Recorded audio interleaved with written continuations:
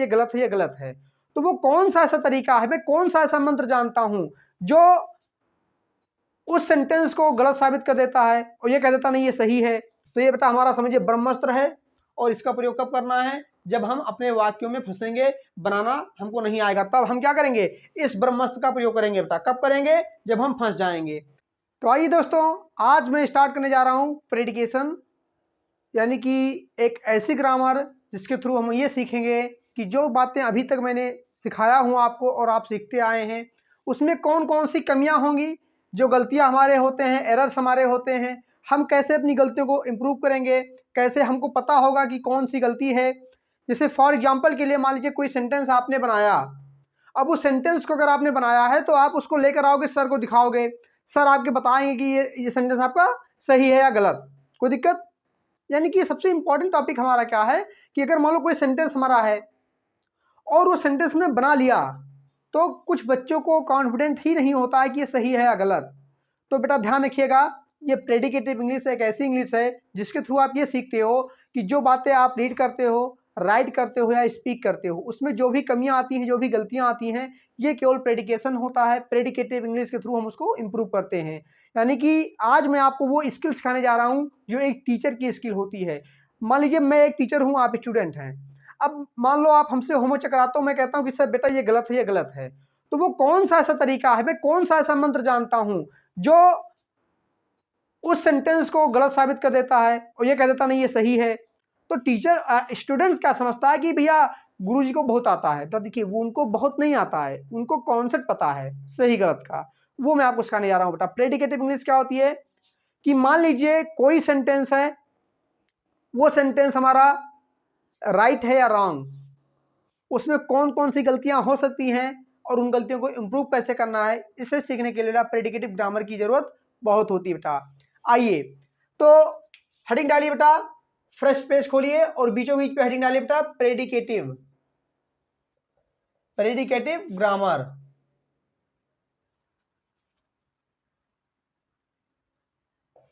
Predicative grammar में क्या सीखना है बेटा, ध्यान रखिएगा। तो प्रेडिकेटिव ग्रामर में आपका पहला स्टेप आता है सब्जेक्ट का। किसका आता है, सब्जेक्ट। दूसरा आता है आपका वर्ब, तीसरा आता है ऑब्जेक्ट, चौथा आता है कॉम्प्लीमेंट, पांचवा आता है एडवर्ब। यानी कि जो गलतियां हमारी बेसिकली होती हैं, यही वो 5 गलतियां हैं जो हमारे ग्रामर में बेसिकली होती हैं।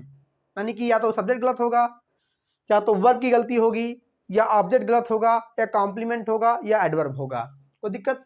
अच्छा ध्यान रखिएगा बेटा, मैंने इनमें सारी बातें पढ़ाई हैं केवल एडवर्ब को छोड़ करके।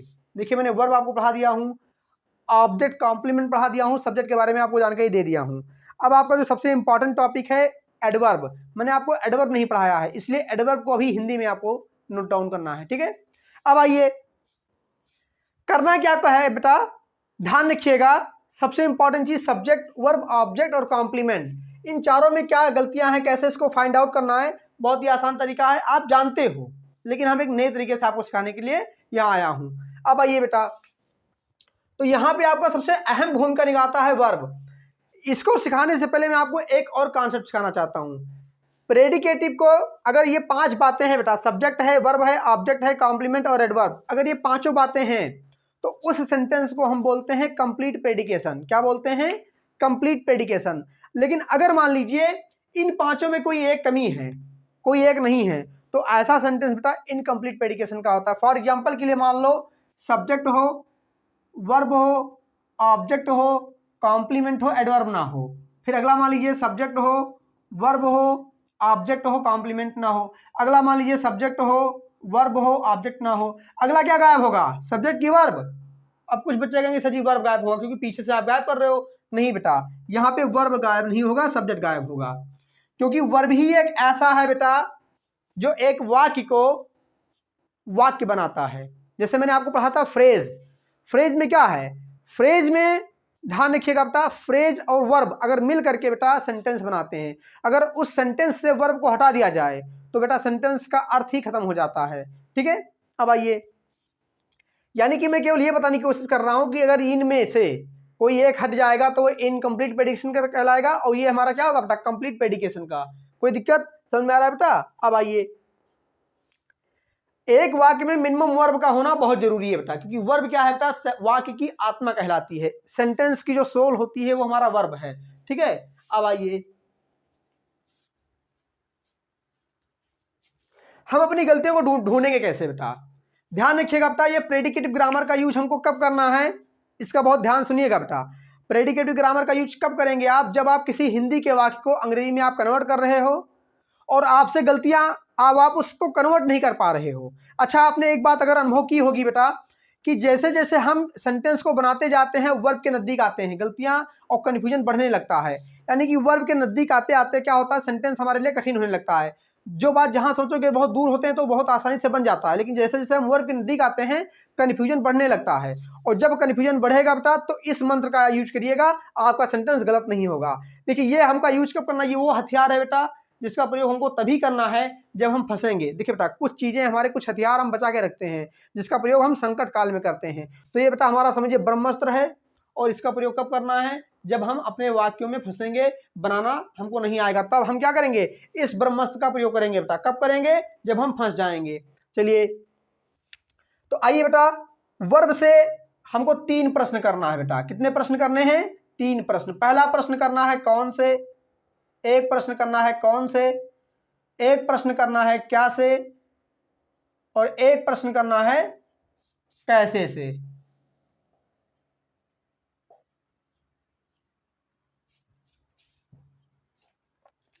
यानी कि बेटा पहला प्रश्न करना है कौन से, एक करना है क्या से, और एक करना है कैसे से। ध्यान दें बेटा, पहला प्रश्न हम इसको कहेंगे, पहला प्रश्न कौन से, दूसरा प्रश्न क्या से, और तीसरा प्रश्न कैसे से। कौन से जो हमारा प्रश्न होगा बेटा, हमको 2 बार प्रश्न करना है। कितनी बार प्रश्न करना है? 2 बार प्रश्न। किससे करना है? कौन से करना है। कितनी बार करना है? हमको 2 बार प्रश्न करना है। और ये दोनों प्रश्न बेटा हमारा इनडायरेक्ट मैनर में किया जाएगा। देखिए, 2 प्रकार के प्रश्न आपके होते हैं बेटा, एक होता है डायरेक्ट क्वेश्चन, एक होता है इनडायरेक्ट क्वेश्चन। तो हमको बेटा अगर कौन से प्रश्न करना है तो 2 प्रश्न करना है कौन से, और दोनों प्रश्न बेटा इनडायरेक्ट करना है। अब बात आती है क्या से हम प्रश्न करेंगे एक, और इससे डायरेक्ट प्रश्न करेंगे, इसे हम डायरेक्ट करेंगे। अब ये क्या होता है डायरेक्ट और क्या होता है इनडायरेक्ट, अभी जब सेंटेंस आगे बढ़ेगा, क्लास आगे बढ़ेगी तो आपको धीरे धीरे समझ में आने लगेगा बेटा।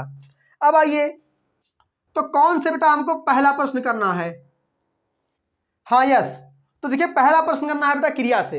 तो हम पहले क्या करते हैं, एक वाक्य को मैं लिख देता हूं यहां पे। हमने कहा कि गांव में एक लड़का फल आसानी से या चतुराई के साथ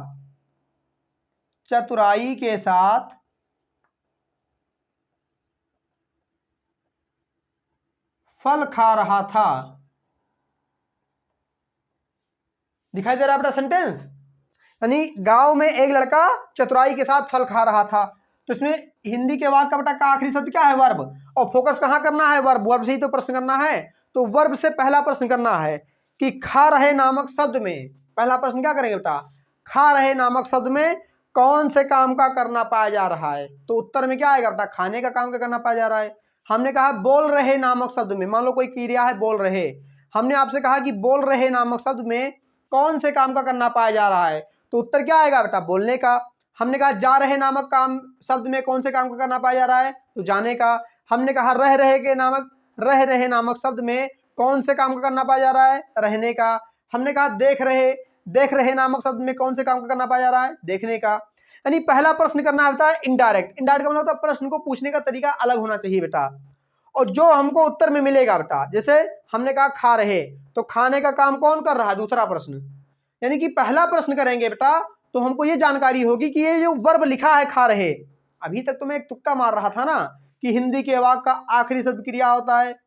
अब ये क्रिया होता है या नहीं होता, कैसे प्रूव करोगे आप? तो प्रूव कैसे करेंगे बेटा? इसी से प्रश्न कर लो कि ऐ खा रहा, तेरे में कौन से काम करना पाया जा रहा है? तो उत्तर खा रहे में क्या आएगा? खाने के काम करना पाया जा रहा है।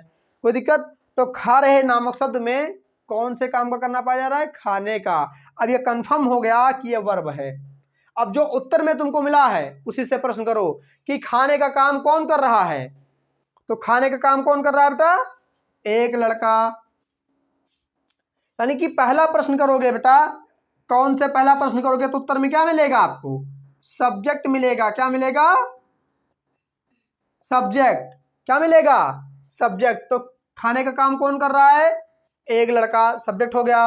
अब दूसरा प्रश्न डायरेक्ट करेंगे बेटा, खा रहा के ठीक पहले क्या लगा दो, क्या खा रहा? क्या खा रहा? फल। ऑब्जेक्ट मिल गया बेटा। और जब आप क्या से प्रश्न करोगे तो उत्तर में क्या मिलेगा? ऑब्जेक्ट मिलेगा। क्या मिलेगा? ऑब्जेक्ट। तीसरा प्रश्न करना है बेटा कि कैसे खा रहा, तो जब आप प्रश्न करोगे कैसे खा रहा तो उत्तर में आपको मिलेगा बेटा एडवर्ब। तो चतुराई के साथ खा रहा, तो ये आपका मिल गया बेटा एडवर्ब। यानी कि ध्यान से समझिएगा बेटा, आपका जो सबसे इंपॉर्टेंट टॉपिक है वो ये है कि इसे प्रश्न करना है। अब एक चीज में बहुत ध्यान देने वाली बात है जो इंग्लिश में सबसे इंपॉर्टेंट चीज होती है। कुछ बच्चे सोचेंगे कि चलो काम चलाऊ है, आप तो कह रहे हो, क्या फर्क पड़ता है, चाहे हम पहले क्या से प्रश्न करें, चाहे कौन से करें, चाहे कैसे से करें। नहीं बेटा, सीक्वेंस को फॉलो करना है। पहला प्रश्न कौन से करेंगे, हम काम चलाएंगे नहीं बेटा, क्योंकि देखिए जब अंग्रेजी आगे बढ़ेगी तो गलतियां हो जाएंगी बेटा आपका। तो वर्ब के चैप्टर में आप आगे बढ़ोगे तो आपकी वर्ब गलतियां खत्म हो, मतलब कि बहुत बढ़ जाएंगी। यानी कि पहला प्रश्न हमको कौन से करना है। अब गलती क्या होगी आगे बताऊंगा कि जब हम क्या से प्रश्न करते हैं तो गलती क्या हो जाती है, और कौन से करते हैं तो क्या गलती हो जाती है। तो पहला प्रश्न कौन से करेंगे, दूसरा क्या से करेंगे, और तीसरा कैसे से करेंगे। कोई दिक्कत? तो हमने आपको क्या बताया कि काम नहीं चलाना है बेटा, हमको पहला प्रश्न हमको किससे करना है, कौन से, दूसरा करना है क्या से, तीसरा करना है कैसे से। ठीक है, सीक्वेंस को हमको फॉलो करके चलना है बेटा। कोई दिक्कत? अब यहां पे हमने क्या किया, तीनों काम कर लिया बेटा। अब जो बच रहा है, क्या बचा हमारे वाक्य में, देखिए गांव में, तो जो बचा बेटा वो हमारा क्या होगा, कॉम्प्लीमेंट होगा। क्या होगा? कॉम्प्लीमेंट। देखो पांचों बातें हमको मिल गई बेटा। अब जो टेंस वाले होते हैं बच्चे, मैं उनको थोड़ा लेके चलता हूं। टेंस वाले क्या पढ़े हैं उनको पढ़ाऊंगा आपको। जो कुछ बच्चे हमारे टेंस वाले हैं वो ऐसे पढ़ते हैं, पहले क्या आता है, सब्जेक्ट, तो हम क्या लिख देंगे, सब्जेक्ट ए बॉय। फिर आता है वर्ब, वर्ब क्या है बेटा, खा रहा, काम जारी है, था के साथ जारी है तो वाज वर्ब लगेगा, तो वाज ईटिंग। सबके सुना है बेटा, खा रहा, काम जारी है, था के साथ जारी है तो वाज वर्ब लगेगा। ए बॉय, एक लड़का है, सिंगुलर है इसीलिए वाज आ रहा है, वाज ईटिंग। अब क्या आएगा, ऑब्जेक्ट, तो ऑब्जेक्ट क्या है बेटा, फल, फ्रूट्स, फ्रूट। अब कॉम्प्लीमेंट, कॉम्प्लीमेंट क्या बेटा, गांव में। अब गांव में क्या है बेटा, तो in the village, in the. अब बेटा देखिए चतुराई के साथ, हमने आपको भी एडवर्ब नहीं पढ़ाया है तो इसको हिंदी में लिख दो बेटा, चतुराई के साथ फुल स्टॉप। सबके समझ आ रहा बेटा? तो कैसे इसको समझना है, कैसे करना है, ये होगा टेंस वालों का। टेंस वाले क्या करते हैं कि वो इसको स्ट्रक्चर को फॉलो करके लिखा जाता है उसमें। जब आप टेंस पढ़ते हो तो टेंस में क्या होता है, स्ट्रक्चर को हम फॉलो करते हैं और फिर लिखते हैं हम। कोई दिक्कत? आइए दो चार एग्जाम्पल आपको समझाता हूं कि प्रेडिकेटिव ग्रामर में क्या होगा, हमको प्रश्न को करते हुए अपने सेंटेंस को, अच्छा ध्यान रखिएगा बेटा, सेंटेंस को फॉलो कर मतलब कि कंप्लीट करना है। और दूसरा चीज क्या है कि हमने आपको क्या बताया, प्रेडिकेटिव ग्रामर का यूज हमको कब करना है, जब हमारा सेंटेंस बनाते समय हमको कोई दिक्कत आती हो, समझ में ना आए तो हमको प्रश्न कर लेना बेटा। ठीक है, तो इसको नोट कर लीजिए और उसके बाद आपको बताएंगे कि दो चार एग्जांपल देंगे और वहां आपको समझाएंगे बेटा। ठीक है,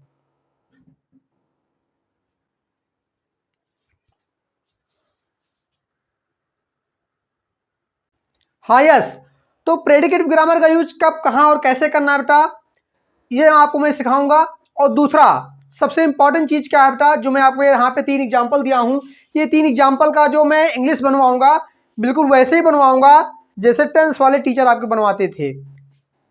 यानी कि मैं आपको केवल ये बताने की कोशिश कर रहा हूं कि कैसे हम भी स्ट्रक्चर के बिहाफ पर किसी सेंटेंस को हम कैसे बनाएंगे। अगर सेंटेंस हमारा छोटा है तो उसे हम स्ट्रक्चर के बिहाफ पे बना सकते हैं। ठीक है, देखिए हो सकता है कुछ बच्चे इस लेक्चर को सुनते सुनते को नींद आने लगे, तो नींद नहीं लाना है बेटा। ठीक है, पानी वानी पी लो और मुंह धुल लो, तब इस वीडियो को देखना, ताकि सो मत, हम पढ़ा रहे हैं मतलब तुम सो जाओ। ठीक है, क्योंकि ये श्री सत्यनारायण की कथा नहीं है बेटा, ये बहुत ही अच्छा लेक्चर है, आपको ध्यान समझना है। अब आइए बेटा, तो यहां हम क्या करेंगे, तीनों प्रश्नों को करके फाइंड आउट करेंगे और फिर इंग्लिश को बनाएंगे बेटा। तो इसमें वर्ब क्या है, आखिरी शब्द है बताया, यहां से शुरुआत करते हैं बेटा। अब बताया नामक शब्द में कौन से काम का करना पाया जा रहा है? बताने का। अब बताने का काम कौन कर रहा है? तो बहुत से लोग, ये सब्जेक्ट हो गया। क्या बताया? तीसरा प्रश्न, एक नवीन तथ्य, ऑब्जेक्ट हो गया। कैसे बताया? विद्वता के साथ, एडवर्ब हो गया। अब यहां एक चीज मैं समझाता हूं, यदि आप कहते हो तो मैं प्रश्न कर लेता हूं, अगर नहीं करेंगे तो क्या दिक्कत हो जाएगी? दिक्कत हो जाएगी बेटा। यहां पे आपको दिखाता हूं दिक्कत क्या हो जाएगी। अब मान लो पहला प्रश्न आपने किया था कौन से, तो आपको सब्जेक्ट मिला। दूसरा किया क्या से? ऑब्जेक्ट मिला। अब मान लो आपने कहा सर हम तीसरा प्रश्न नहीं करेंगे, हमसे कोई गलती नहीं होगी। तो देखो बेटा, यहां पे एक लिखा हुआ विद्वता के साथ, अगर आप ध्यान से देखो बेटा तो विद्वता के साथ हमको क्लेड नजर आ रहा है। क्या नजर आ रहा है? क्लेड। क्योंकि विद्वता नामक शब्द में के साथ नामक प्रीपोजिशन लगा हुआ है, और हमने आपको बताया था अगर के साथ कहीं लगा होता है तो कॉम्प्लीमेंट का काम करता है, वो क्लेड का काम करता है। लेकिन यहां पर बेटा ये क्या है? एडवर्ब है। दिखाई दे रहा है क्लेड की तरह, लेकिन वो क्लेड नहीं है बेटा। यही हमसे गलती होगी, क्योंकि अभी सेंटेंस ग्रामर हमारी जैसे जैसे बेटा आगे बढ़ती जा रही है, सेंटेंस की लेंथ और सेंटेंस हमारा और टफ होता जा रहा है। अब कुछ समय ऐसा आएगा बेटा कि मैं यहाँ बोर्ड पे आपको नहीं समझा पाऊंगा। ध्यान समझिएगा बेटा, बोर्ड पे नहीं समझा पाऊंगा, मैं केवल बोलूंगा और आपको मैं एक डिजिटलाइजेशन में करके एक आपको पीडीएफ के माध्यम से समझाऊंगा। मैं यहाँ पे आपको पीडीएफ बताऊंगा और उसी पीडीएफ के माध्यम से सेंटेंस को बताएंगे, क्योंकि सेंटेंस की लेंथ अब और जैसे वीडियो हमारा आगे लेक्चर आगे बढ़ता जाएगा वैसे वीडियो की लेंथ और सेंटेंस की लेंथ और बड़ी होती चली जाएगी। कोई दिक्कत? चलिए तो यहां पे क्या है बेटा, कैसे गलती हो जाएगी बेटा हमसे? अभी तक ये मैंने आपको नहीं पढ़ाया था। अच्छा, मैं इसकी भी अंग्रेजी बनवा दिया हूं, याद करिए। तो अब इसको ध्यान दीजिए बेटा। अब जो बचा हमारा वो हमारा कॉम्प्लीमेंट हो गया बेटा, ये क्लेड हो गया समाज में, यानी केवल एक क्लेड था। अगर हम प्रश्न ना करते तो दो क्लेड हो जाता हमारा।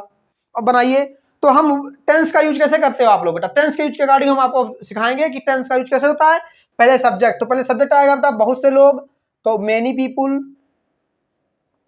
अब टेंस के अकॉर्डिंग क्या है बेटा? स्ट्रक्चर के अकॉर्डिंग वर्ब आएगा, तो वर्ब क्या है बेटा? बताया। काम खत्म है था के साथ, हैड लगेगा बेटा, हैड टोल्ड। बताया काम खत्म है, था के साथ है तो हैड टोल्ड। अब ऑब्जेक्ट आएगा तो एक नवीन तथ्य, ए नवीन का हो जाएगा न्यू और तथ्य का हो जाएगा फैक्ट। ये बेटा एफ लिखा हुआ है, क्या लिखा है? FACT, fact. अब आएगा बेटा कॉम्प्लीमेंट। कॉम्प्लीमेंट क्या बेटा? समाज में, इन द सोसाइटी। और विद्वता के साथ एडवर्ब मैंने नहीं पढ़ाया है, हिंदी में लिख दो बेटा, विद्वता के साथ। कोई दिक्कत? जब एडवर्ब पढ़ाएंगे तब इसकी भी इंग्लिश आप जान जाओगे। जैसे शुरुआती दौर में मैंने आपको वर्ब को हिंदी में लिखा, अब वर्ब इंग्लिश में आप लिख रहे हो, ऐसे एडवर्ब आपको भी हिंदी में लिखना है, बाद में इंग्लिश लिखाएंगे इसका। अगला ये बेटा, जंगल में एक सैनिक ने बहादुरी के साथ एक शेर मारा था। वर्ब क्या है बेटा? मारा था। तो मारा नामक शब्द में पहला प्रश्न करो बेटा, इनडायरेक्ट, कि मारा नामक शब्द में कौन से काम का करना पाया जा रहा है बेटा? मारने का। अब दूसरा प्रश्न, मारने का काम कौन कर रहा है? एक सैनिक, सब्जेक्ट हो गया। क्या मारा? दूसरा प्रश्न, एक शेर, ऑब्जेक्ट हो गया। कैसे मारा? बहादुरी के साथ, ये हमारा हो गया बेटा एडवर्ब। ठीक है, और हमारा क्या बच गया बेटा? जंगल में, ये बच गया हमारा कॉम्प्लीमेंट। अब बनाइए ग्रामर। तो पहले क्या आएगा बेटा? स्ट्रक्चर के बिहाफ पे पहले सब्जेक्ट आएगा। क्या आएगा भाई? जैसे आप अगर स्ट्रक्चर के बिहाफ पे प्रेडिकेटिव पढ़ते हो तो क्या आएगा पहले? बोलो, पहले क्या आएगा? सब्जेक्ट आएगा ना। तो क्या है बेटा? एक सैनिक, ए सोल्जर। अब क्या आएगा बेटा? मारा था। देखिए यहां वर्ब आएगा बेटा, सब्जेक्ट के बाद वर्ब भी तो आएगा। अब देखिए मारा, काम खत्म है और था के साथ खत्म है, तो हैड लगेगा। यहां क्या लगेगा? हैड। और काम खत्म है, मारा, तो क्या हो जाएगा? किल्ड। अब भैया शेर को मारेगा कोई तो जान से ही तो मारेगा। हाँ, ये नहीं कि वैसे छोड़ देगा, नहीं वैसे शेरवा तुमको खा लेगा। तो यहां वर्ब, सब्जेक्ट आ गया, वर्ब आ गया। अब आएगा ऑब्जेक्ट। तो ऑब्जेक्ट क्या बेटा? एक शेर। तो यहां क्या होगा बेटा? A lion. कॉम्प्लीमेंट आएगा बेटा, तो कॉम्प्लीमेंट क्या? जंगल में, इन द फॉरेस्ट। और अब आएगा एडवर्ब, बहादुरी के साथ। तो हिंदी में लिख दो बेटा बहादुरी। ठीक है 7। अब आइए बेटा बड़ा सेंटेंस है थोड़ा, इसमें नदियों के किनारे बहुत से पुरुष और स्त्रियां ईमानदारी से फल फूल और मिठाइयां बांट रहे थे। तो वर्ब क्या है बेटा बांट रहे थे। तो बांट रहे नामक शब्द में कौन से काम का करना पाया जा रहा है, बांटने का। कौन से काम करना पाया जा रहा है बेटा, बांटने का। तो बांटने का काम कौन कर रहा है, तो ध्यान दो बेटा बहुत से पुरुष और स्त्रियां, ये सब्जेक्ट हो गया। देखिए मैंने आपको बताया बेटा ग्रामर जैसे जैसे आगे बढ़ रही है सेंटेंस की लेंथ और सब्जेक्ट की लेंथ, ऑब्जेक्ट की लेंथ बड़ी होती जा रही है। बहुत ही ध्यान से पूरे लेक्चर को ईमानदारी से पढ़िए तभी समझ में आएगा बेटा। आइए अब बांटने का काम कौन कर रहा है, सब्जेक्ट मिल गया। क्या बांट रहे, तो देखिए बेटा फल फूल और मिठाइयां। देखिए ऑब्जेक्ट की भी लंबाई बढ़ गई। कैसे बांट रहे, ईमानदारी के साथ, एडवर्ब। अब जो बचा बेटा वो हमारा क्या हो गया, कॉम्प्लीमेंट। अब बनाइए, पहले क्या आएगा, सब्जेक्ट आएगा। तो सब्जेक्ट क्या है, बहुत से पुरुष, तो मेनी मैन। देखिए बेटा मैन का प्लूरल मैन होता है, और का हो जाएगा एंड, स्त्री का हो जाएगा वुमेन। अब वर्ब आएगा तो वर्ब क्या बेटा बांट रहे, काम जारी है। बांट रहे में क्या है बेटा, काम जारी है, था के साथ जारी है, तो वाज या वर आएगा। तो यहां पे क्या है, सब्जेक्ट ज्यादा है तो क्या आएगा, वर आएगा। तो many man and women were. अब बांटने का काम बेटा distribute, distributing, many man and women were distributing. अब आएगा ऑब्जेक्ट, तो ऑब्जेक्ट क्या होता है, फल फूल और मिठाइयां, यानी कि फल का हो जाएगा फ्रूट, कामा फूल का हो जाएगा फ्लावर्स, और एंड दिखाई दे रहा है ना। अब आएगा मिठाइयां, तो मिठाइयां का क्या हो जाएगा बेटा, स्वीट्स। ठीक है अब आया बेटा, अब बाकी क्या बचा हमारा, एडवर्ब। तो ईमानदारी से हिंदी में लिख दो बेटा ईमानदारी से, फुल स्टॉप। तो प्रेडिकेटिव का यूज करके बेटा हमने आपको 3 सेंटेंस बनवाया, जैसे आप स्ट्रक्चर के बिहाफ पे, टेंस के बिहाफ पे आप बनाते थे। ऐसा नहीं कि ऐसा संभव नहीं है, संभव है, लेकिन ध्यान दें बेटा केवल हम स्ट्रक्चर के बिहाफ पे छोटे वाक्यों को बना सकते हैं, और प्रिंसिपल के बिहाफ पे आप हर सेंटेंस को आप बना सकते हो, कोई दिक्कत। तो ऐसा नहीं कि मैं ये पढ़ाना हमको आता नहीं बेटा, बहुत आसान है पढ़ाना, लिख दो समझा दो आप ऑटोमेटिक उसको समझ जाओगे। तो आज फाइनली बेटा पूरा टेंस ओवरऑल खत्म हो गया। मैंने आपको बताया present perfect continuous tense, past perfect continuous tense, future perfect continuous tense, present perfect, past perfect और फ्यूचर परफेक्ट। मैंने आपको बताया पास्ट कंटीन्यूअस, फ्यूचर कंटीन्यूअस और प्रेजेंट कंटीन्यूअस। मैंने बताया सिंपल पास्ट, सिंपल प्रेजेंट और सिंपल फ्यूचर। यानी ओवरऑल मैंने सिंपल वर्ब पूरा खत्म कर दिया बेटा, और उसके साथ साथ मैंने आपका ये लेक्चर जो है ओवरऑल प्रेडिकेटिव का स्टार्ट कर दिया हूं। प्रेडिकेटिव का लेक्चर हमारा 1-2 और चलेगा, ये लेक्चर आपका चल ही रहा है, इसके बाद आपका एक लेक्चर और आएगा। मिनिमम इसमें 3 लेक्चर आपके बनेंगे बेटा। 3 लेक्चर के बाद फिर शुरू होगी अंग्रेजी की एक नई मैराथन, एक नया अंग्रेजी, एक नया तरीके से उसका पार्ट्स ऑफ स्पीच, कैसे हम नाउन को सीखेंगे, प्रोनाउन को कैसे बोलेंगे, ये सब पूरा हमारा 1 बाय 1 मैं आपको सीक्वेंस में सिखाता चलूंगा। तो देर नहीं करिए बेटा, चैनल को लाइक करते रहें, सब्सक्राइब करते रहें, और हाँ अगर ना समझ में आए बेटा तो कमेंट जरूर करिएगा, और अगर समझ में आए तो पक्का कमेंट करिएगा बेटा। ठीक है, तो मिलते हैं बेटा अगले लेक्चर में, तब तक के लिए good day, have a nice day.